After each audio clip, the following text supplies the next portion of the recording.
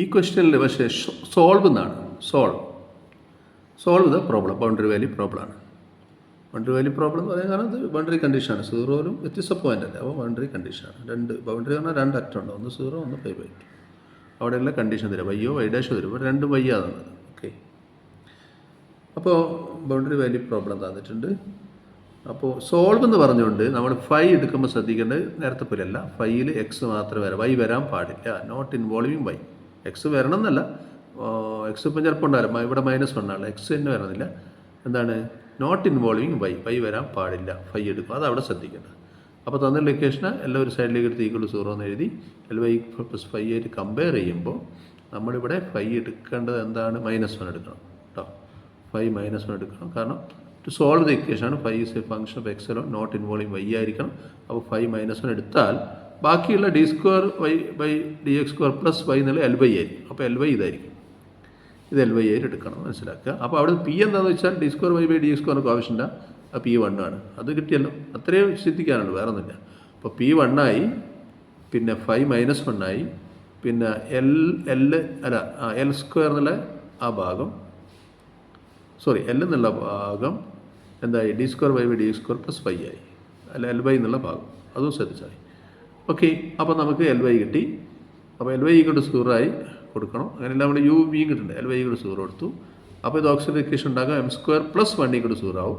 അപ്പോൾ m² -1 ആയി, എമ്മിൻ്റെ വില √-1 +1 അതായി -i ആണ്. കോംപ്ലക്സ് റൂട്ട് വന്നാൽ നമ്മൾ സാധാരണ സൊല്യൂഷൻ ചെയ്യുന്ന α + i β ആണ്. i എങ്കിൽ α0 β1 എന്നൊക്കെ എടുത്തിട്ട് e⁴ x + c1 cos βx + c2 sin βx, ഇങ്ങനെയാണല്ലോ ആ കേസിൽ സൊല്യൂഷൻ ചെയ്ത്.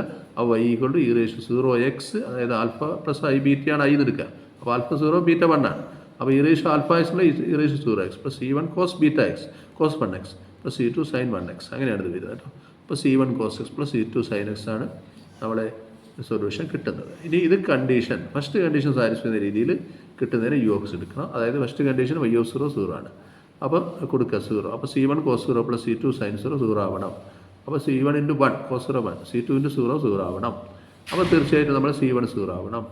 അപ്പോൾ c2 1 എടുക്കണം, ശരി. c1 0 എടുത്താൽ c2 1 എടുക്കണം, അതിന് 2 0 ആക്കാൻ പറ്റില്ല. അപ്പോൾ നമ്മളെ ആൻസർ എന്തായിരിക്കും, ഇവിടെ y എന്തായിരിക്കും, c2 1 sin x. അപ്പോൾ ആൻസർ sin x ആയിരിക്കും. അപ്പോൾ u(x) sin x ആയിരിക്കും. ഇതേപോലെ രണ്ടാമത്തെ കണ്ടീഷൻ കൊടുക്കുക, y(π/2) 0. അപ്പോൾ c1 cos π/2 + c2 sin π/2 0 ആവണം.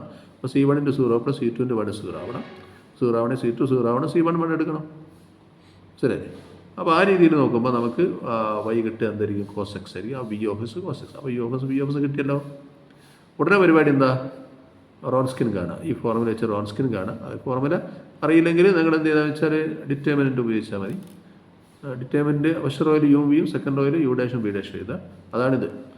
അപ്പോൾ u' ഇവിടെ cos x ആണ്, u sin x and u' cos x, പിന്നെ b cos x and b' -sin x. അപ്പോൾ എല്ലാം സൈയിലായിരിക്കണം. അപ്പോൾ സൈയിൽ കൊടുക്കുക, sin ψ -sin ഇങ്ങനെ എടുത്തു കഴിഞ്ഞാൽ -1 ആൻസർ കിട്ടും. -sin² ψ + cos² ψ -1 ആൻസർ കിട്ടും. a കണ്ടുപിടിക്കുക, w × p of ψ. അപ്പോൾ -1 × 1 -a കിട്ടി. അത് വെച്ചിട്ട് നമുക്ക് g എഴുതാം. gൻ്റെ formula -1/a u(x) p of ψ x sin ψ -1/a u of ψ v of x x ψ, അത് വെച്ചിട്ട് ഇങ്ങനെ കിട്ടും. അപ്പോൾ g കിട്ടിക്കഴിഞ്ഞു. ഉടനെ അടുത്ത സ്റ്റെപ്പ് എന്ന് പറഞ്ഞാൽ സൊല്യൂഷൻ എഴുതുക. ഫോർമുല എഴുതുക, integrate g of x i pi of ψ dx. ഇതാണ് ഫോർമുല. അപ്പോൾ a ഇവിടെ 0 ആണ്, b π ആണ്. 0 to π/2 g of x i pi of ψ ഇവിടെ -1 അടുത്ത് d ψ. ഓക്കെ, അപ്പോൾ പിന്നെ ഇതിന് നമ്മൾ നേരത്തെ പോലെ 2 ആയിട്ട് സ്പ്ലിറ്റ് ചെയ്യും. 0 to x ഉം x to 5/2 ആയിട്ട് സ്പ്ലിറ്റ് ചെയ്യുമ്പോൾ ഈ ഭാഗത്ത് രണ്ടാമത്തായിരിക്കും, കാരണം ψ ഇവിടെ എന്താണ്, ഇതിനിടയിലല്ലേ. അപ്പോൾ ψ x > ψ ആണ്. അപ്പോൾ രണ്ടാമത്തെ ഭാഗം എടുക്കും. അങ്ങനെ നമ്മൾ g of x iക്ക് cos x sin ψ എടുക്കും × -1 d ψ. രണ്ടാമത്തെ ഭാഗത്ത് sin x cos ψ എടുത്ത് × -1 d ψ എടുക്കും.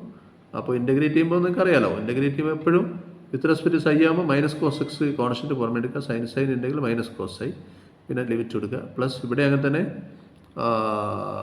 sin x പുറമെ എടുക്കുക, കോസൈൻ ഉണ്ടെങ്കിൽ sin ψ. Okay, limit π/2x. അപ്പോൾ അങ്ങനെ വാല്യൂസ് കൊടുത്ത് കഴിഞ്ഞാൽ, സിംപ്ലിഫൈ ചെയ്ത് കഴിഞ്ഞാൽ ഇത് 1 - ഇത് 1 അല്ലേ, cos x - sin x. ഇതാണ് സൊല്യൂഷൻ. അതാണ് സോൾവ് ചെയ്യാൻ പറഞ്ഞാൽ ഡയറക്റ്റ് സൊല്യൂഷൻ കിട്ടും, വേറൊന്നും വേണ്ട, ഡയറക്റ്റ് സൊല്യൂഷൻ കിട്ടും. ഇവിടെ ഇൻ്റഗ്രൽ ഇക്വേഷൻ ഒന്നും അല്ലത്, അല്ലേ.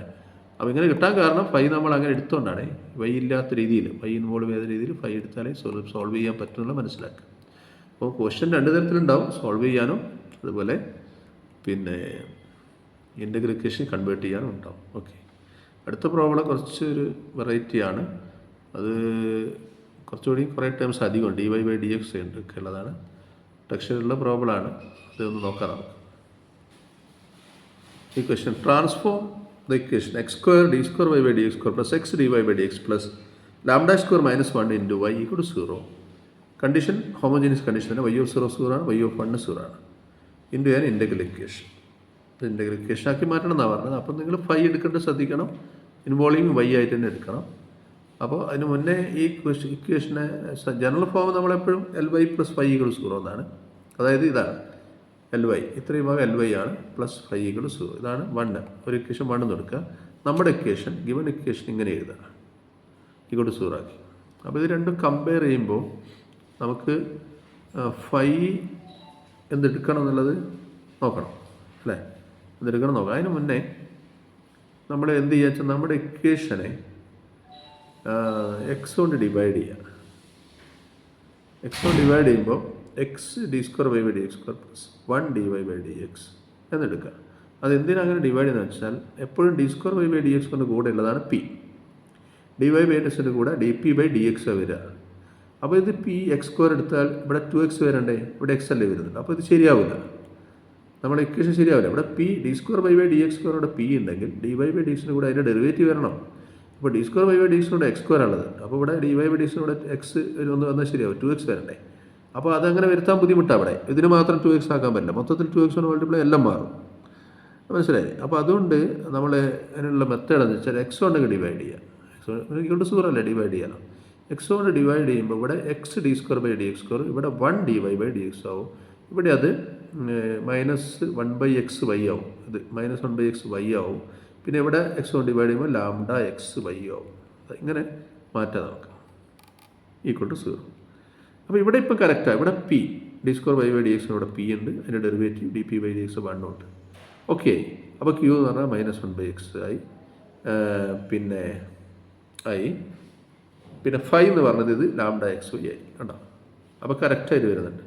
അപ്പോൾ so that p equal to x d P by D x equal to 1, q equal to -1/x and phi equal to lambda x y. Okay, അപ്പോൾ ഇതാണ് അങ്ങനെയുള്ള മെത്തേഡ്. ഓക്കെ, ഇനി നമുക്ക് പിന്നെ എൽ വൈ ആണല്ലോ വേണ്ടത്, എൽ വൈ.